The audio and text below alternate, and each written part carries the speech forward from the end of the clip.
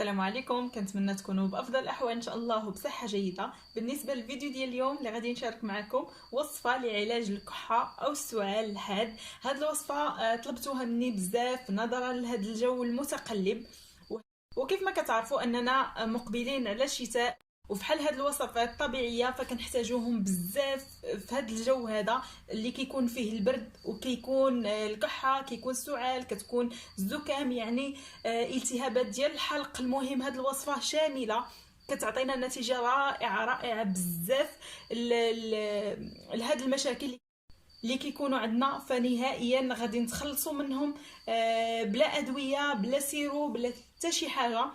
فكتعطينا نتائج هائله في 3 ايام غادي نتخلصوا من المشاكل ديال الكحه او السعال كيف قلت لكم، او التهاب الحلق واللوزتين. فهاد الوصفه مجربه 100%، وكيف ما غادي تلاحظوا معايا ان المكون ديالها طبيعي وموجود في كل بيت، ما غاديش نحتاجوا شي حاجه ولا نكلفوا نفسنا اننا نشريو شي حاجه. يعني اي واحد يقدر يديرها وكتعطينا نتائج رائعه. انا سبق لي درت وصفه باللفت، يعني سواء هذا ولا اللفت الابيض، فعطات نتيجه بزاف د البنات. انا غادي نخلي لكم الوصفه في صندوق الوصف باش تمشيو تستافدوا من داك الفيديو وتشوفوا الطريقه، حتى هي سهله. هاد الوصفه هذه حتى هي مجربه 100% وكتعطينا نتائج رائعه بزاف. اول مكون كيف ما كتشوفوا اللي غادي نحتاج اللي هو اللفت، يعني غادي نحتاجوا هاد اللفت اللي موف والنصف ديالو بنفسجي والنصف ديالو ابيض، اولا اللفت العادي اللي تيكون ابيض.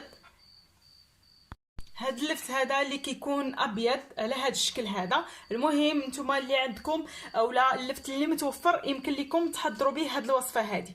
كيف ما كتلاحظوا معايا غادي ناخذوا هنايا واحد الفيته متوسطه، ولا على حساب الافراد، يعني كاين بعض المرات فكيكونوا وليدات صغار مرضين والام، يعني العائله كامله كتكون مريضه، فاستعملوا واحد الحبه تكون كبيره. اول حاجه غادي ناخذوا هاد اللفت كيف ما كتشوفوا، غادي نحاول انني نقطعها الى نصفين على هاد الشكل هذا. النصف الاول غادي نخليوه على جنب، والنصف الثاني غادي نحيدوا له القشره ديالو بهذه الطريقه. هاد الوصفه كيف ما قلت لكم فهي رائعه بزاف لعده مشاكل اللي كنلقاو في فصل الشتاء، ملي كيكون البرد وكيكون الجو المتقلب. فهاد الوصفات فحال هاد الوصفات الطبيعيه فكنلقاو عليها نتيجه.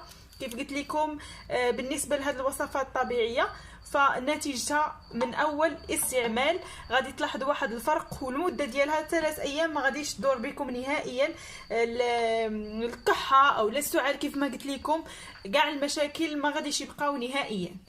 فدابا كيف ما كتشوفوا مباشره غادي ناخذوا هذا النصف ديال اللفت اللي نقيت معكم، غادي نحاول انني نحك النصف كامل على هذا الشكل هذا. كيف ما قلت لكم نتوما الا كنتوا تستعملوها، يعني الناس اللي في الدار كاملين، يعني الافراد ديال العائله، فيمكن لهم يديروا واحد الكميه اللي غادي تقدهم كاملين. نتوما ديك الساعه عينكم ميزانكم. صافي هنايا كنستمر انني كنحك هذا النصف ديال اللفت. كيف ما كتشوفوا ان الحبه عندي متوسطه. في هذه المرحله هذه ضروري منحكوها في الحكاكه الرقيقه باش يكون فيها داك الماء، يعني الا حكينا في الحكاكه الغليظه فما كيبقى ليناش داك الماء في اللفت، وحنايا عندنا الغرض بداك الماء ديال اللفت. هذه المرحله هذه يا اما غادي نستعملوا سكر سنيده كيف ما كتشوفوا، يا اما غادي نستعملوا ملعقه ممتلئه من سكر سنيده، ولا غادي نستعملوا ملعقه ممتلئه من العسل النحل، العسل الحر. نتوما ديك الساعه اللي متوفر عندكم استعملوه. انا بالنسبه ليا غادي ندير سكر سنيده، الا توفر عندكم العسل فديروه ما كاينش مشكل، ولا تقدروا ديروهم بجوج، من الاحسن يكون عسل حر. المهم في كلتا الحالتين فكيعطيونا نتيجه. غادي ندير كيف ما قلت لكم ملعقه ممتلئه من سكر سنيده على هذا الشكل هذا.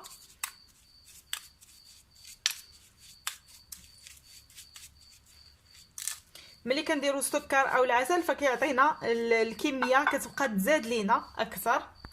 فغادي نضيف هنايا حتى ملعقه من العسل. ها نتوما كيف ما كتلاحظوا، يعني اي حاجه كيف ما قلت لكم سواء العسل ولا سنيده فغادي يفي بالغرض، وغادي نحصلوا على داك الدواء اللي حنايا باغيين. باش غادي نخلط مزيان هاد المكونات.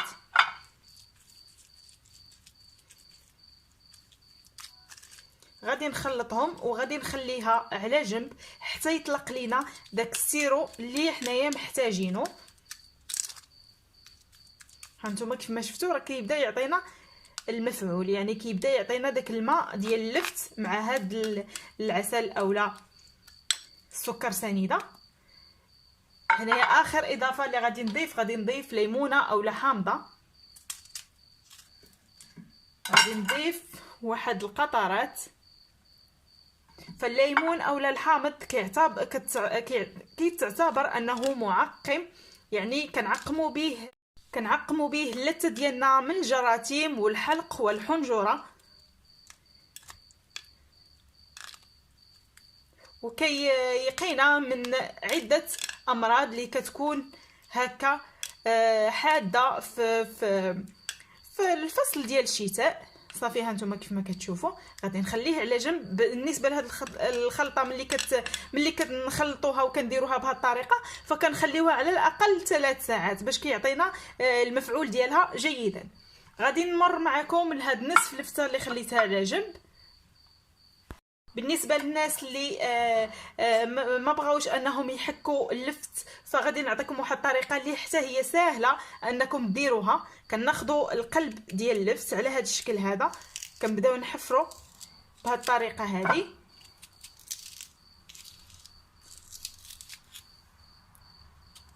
على هذا الشكل هذا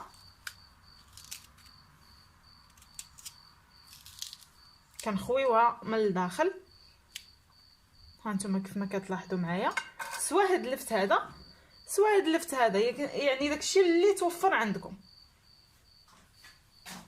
غادي ندير فيه ملعقه من سكر سنيده. غادي نعمر هذيك الحفره بملعقه من سكر سنيده على هذا الشكل هكا. كنتمنى انها تكون كتبان لكم جيدا. عمرتها على هذا الشكل. تقدروا ديروا سكر سنيده كما انكم تقدروا ديروا العسل النحل تقدروا ديروه في هذه الوصفه هذه. عاد غادي نعطيكم طريقه الاستعمال. هنايا غادي ناخذوا نصف ليمونه اولا نصف حامضه وغادي نحاولوا اننا نفزقوا هاد السكر وغادي نغطيوها. هاد الطريقه هذه حتى هي كنغطيوها وكنخليوها لمده 3 ساعات هكا باش تعطينا النتيجه 100%. يعني كنغطيوها حتى هي وكنخليوها لمده 3 ساعات. ونرجع معكم نعطيكم طريقه الاستعمال. فدابا غادي ندوزو لطريقه الاستعمال ديال هاد الوصفه واللي هي مهمه جدا. هي اللي مهمه باش كتنجح لينا الوصفه وكتعطينا نتائج رائعه. هنا كيف ما كتشوفوا بالنسبه لهاد النصف ديال اللفت من بعد ما خليته 3 ساعات شوفوا اللون ديالو كيفاش ولا. يعني داك القلب ديال اللفت كيعطينا لون اصفر. وهنايا بالنسبه لهاد المكونات اللي درت فكيعطينا واحد الكميه، يعني كيزيد يطلق لينا السيرو ديالو. كنحصلوا على هاد النتيجه هذه. بالنسبه لطريقه الاستعمال فقلت لكم هي نجاح الوصفه. فكان ضروري حتى نبغيو ننعسوا اولا الوليدات ديالكم اللي بغيتو تعطيوهم هاد الوصفه حتى يبغيو ينعسوا، يعني يتغطاو وكل شيء. وعاد تعطيوهم واحد الملعقه، يعني كل يوم لمده 3 ايام كتعطيوهم ملعقه. تقدروا تصفيوه كتعطيوهم ملعقه. الا قدرتوا تعطيوهم حتى هاد اللفت هذا كامل بملعقه كامله فمن الاحسن. الا ما بغاوهاش ولا ما قدرتوش تعطيوها لهم فغير صفيوه وخذوا ملعقه على هذا الشكل هذا ويشربوها قبل ما ينعسوا ويتغطاو جيدا.